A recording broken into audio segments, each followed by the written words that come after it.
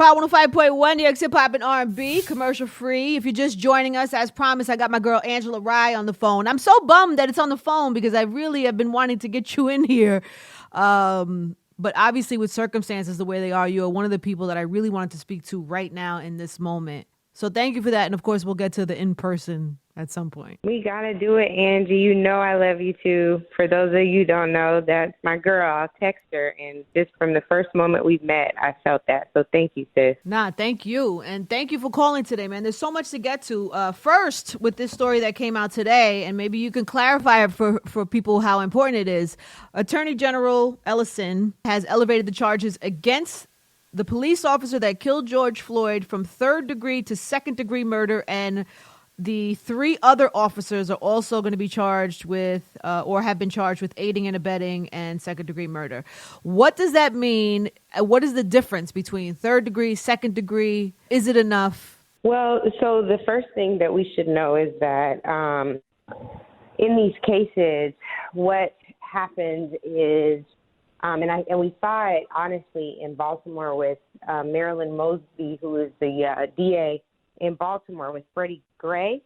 Mm-hmm. And sometimes what happens is because people are so desensitized to police having to be accountable, period, especially in any type of killing of an officer, that people will insist that it is an overcharge if they're charged with anything other than like a negligent homicide. So it's significant. It is significant because what he's saying is that it's not just that, this police officer kneeled on his back and he died. It is the higher degree. He didn't elevate it to first degree, which assumes intent. But he's saying that it's more significant than manslaughter. I don't know what the second degree charge is specifically in Minnesota. I have to find that out. But I understand that that it is not merely that he died in his in police custody. It's more significant than that. The other thing that's important is that the only officer who has been charged over the last several days was Derek Chauvin, and now they're saying that the other three officers will also be charged. Yes, thank God. I saw that on your page. I've actually been getting a lot of news info on your page. I saw yesterday that Kamala Harris and Cory Booker put some new legislation up that we should probably know about. Mm-hmm. They announced with Senator Schumer that they would be introducing, I believe within the next week or so, some comprehensive bills that address police violence and excessive force.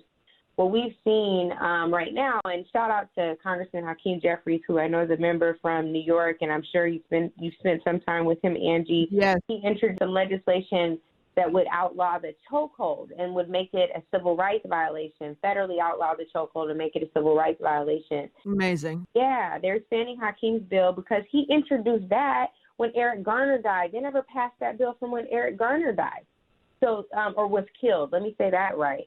And so what they're doing now is expanding what Hakeem said in that bill to account for other ways that people could strangle and kill victims of police violence. So that bill is clear, straightforward. It's about 2 pages long, and no reason why that can't be immediately passed. I think what Cory and Kamala are doing is saying, hey, this is important. We support this, but we know we need to go a step further. We know that we need some transparency on the officers who go around killing people and are never held accountable, and they never lose their job.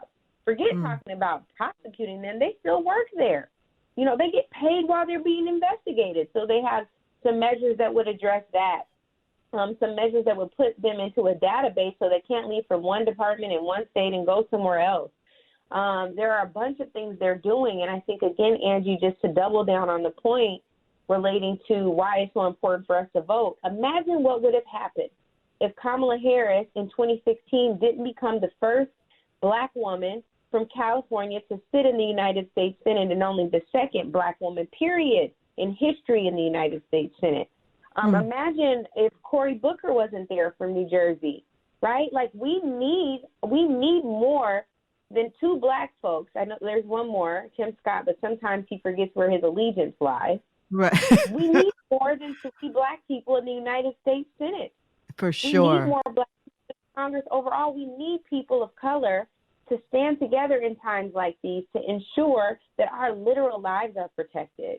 Yeah, I think people are finally hearing that message about how important those officers are. And when you think about the fact that if that bill had been passed before about the chokehold and making that illegal officially, maybe this wouldn't have happened again. It still would have happened, but they would have had federal reasons to arrest the officer. Got it. And I think the reality of this is, too, like, because we're talking about federal elections, but let's also talk about state and local. The local county attorney, Hennepin County Attorney Mike Freeman, has been on this case all week. But what happened was the governor of Minnesota, Tim Walz, appointed Keith Ellison, who was the attorney general, both of those elected positions, to take over this case because he saw things spiraling.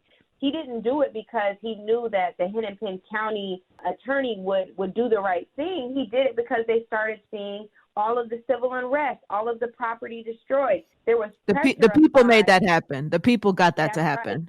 Yeah. But sometimes pressure doesn't work if you have the wrong person elected.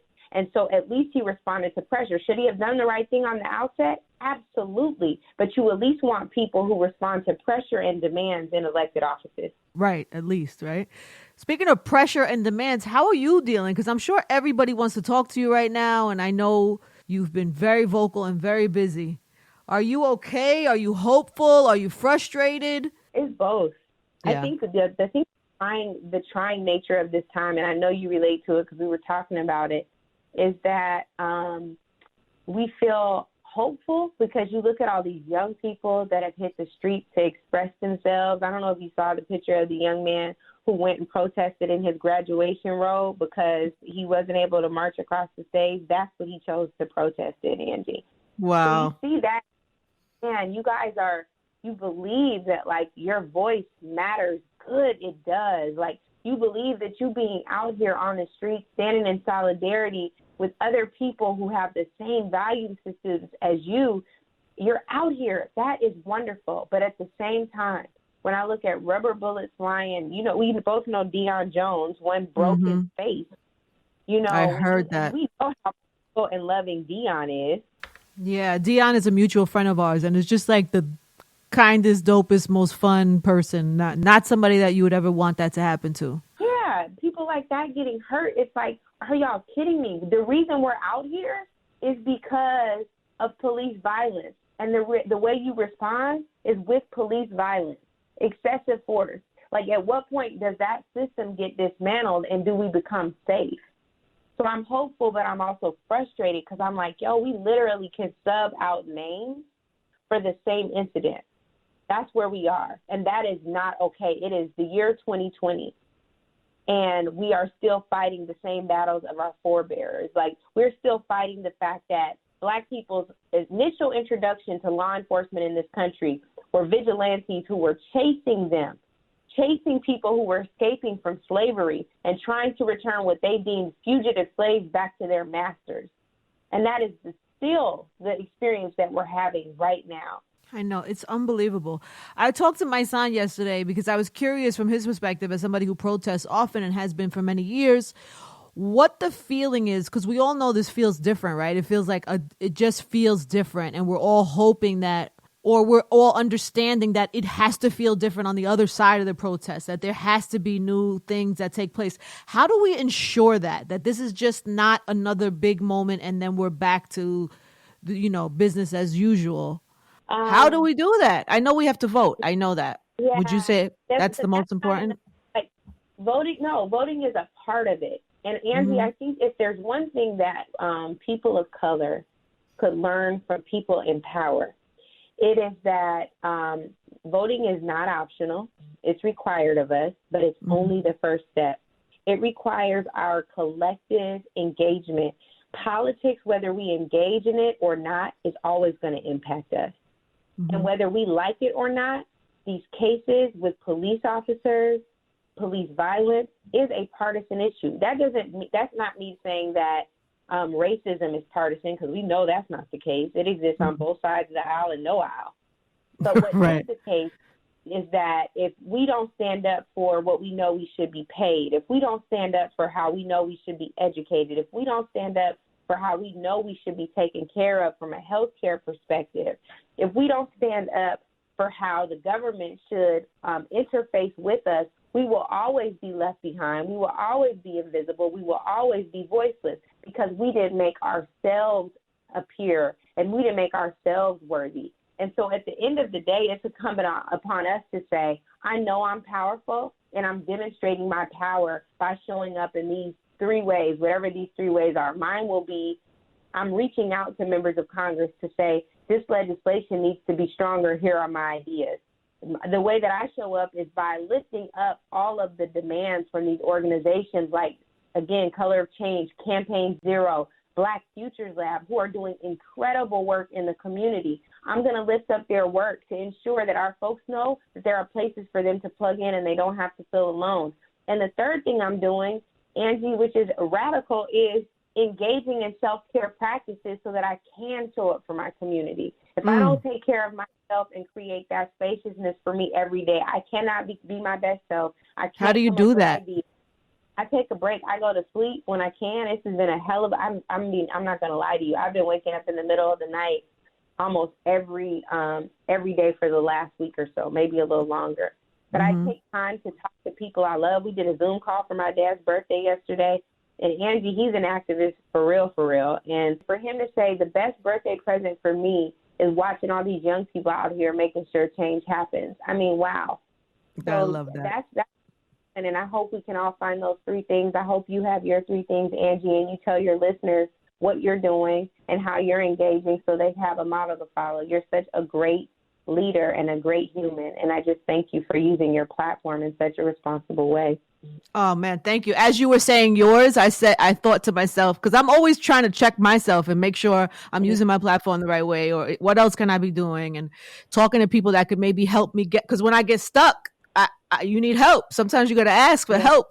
So I'm lucky enough that I have resources of people I could call, or I'll jump on people we know, they do these Zoom chats where everybody's sharing information. I'll jump on one of that, just try to get inspired so I could figure out how to best use my platform and what I do.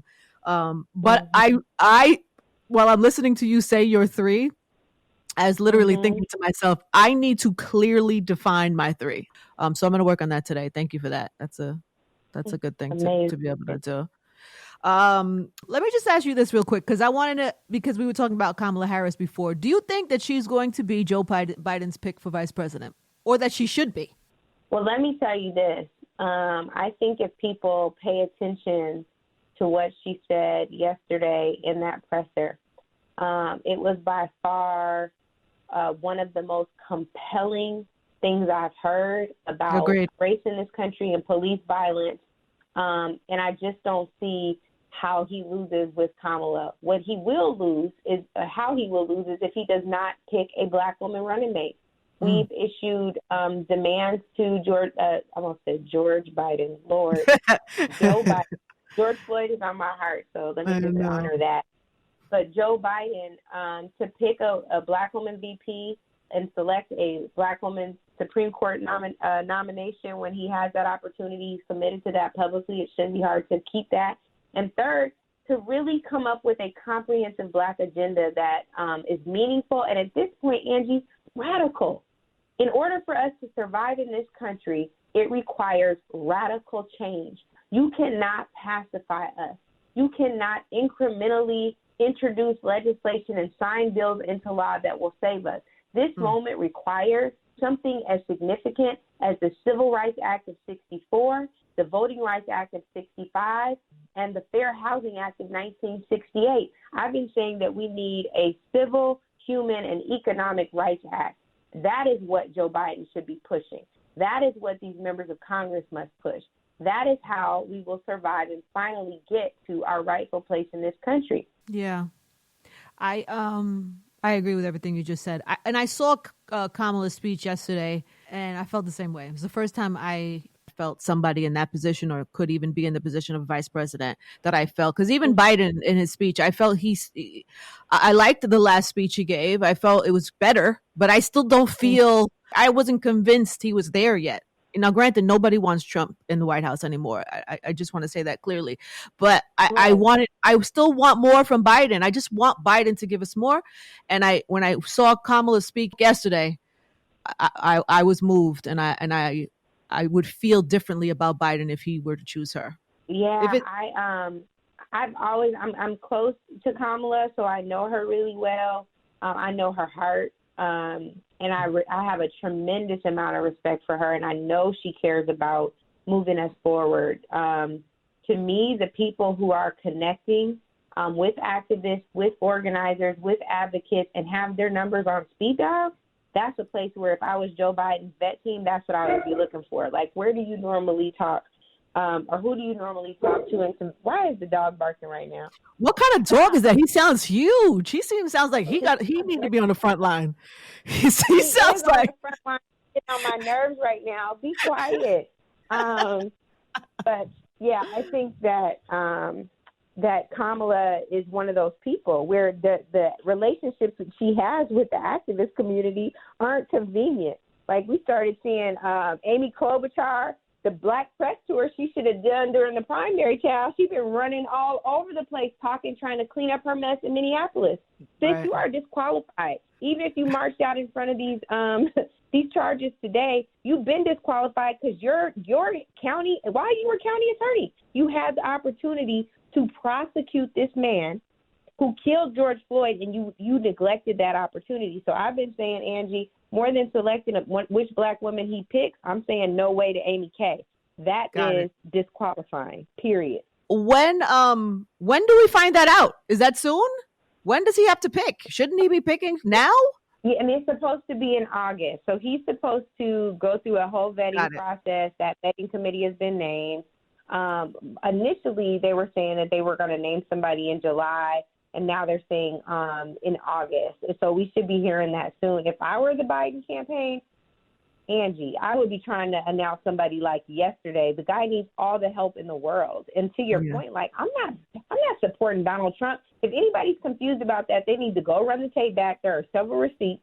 But what I am saying is, what we all know about is, like, the Democratic Party generally takes Black voters for granted. That is just the facts. Like, let's subjectively acknowledge that's true. And then what we should acknowledge is the fact that, like, Joe Biden benefited tremendously in the primary from Black people turning out to vote for him. If it weren't for the South Carolina election, his team was going to be going home, right? And so if I were Joe Biden, I would be like, Black people, what y'all need? What y'all need?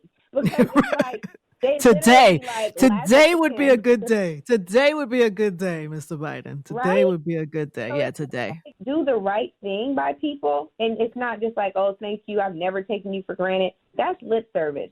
How can you engage in real action that says, you know what, here's some things that I want to do. Is this enough for y'all? Does this go far enough? What else would you like? Like, that's what I would be doing. And I believe that now he has some people on his team that hopefully will get him there. Because I know that their hearts are there. So I'm just hoping that they'll listen to them. Good. I hope so too. I definitely do.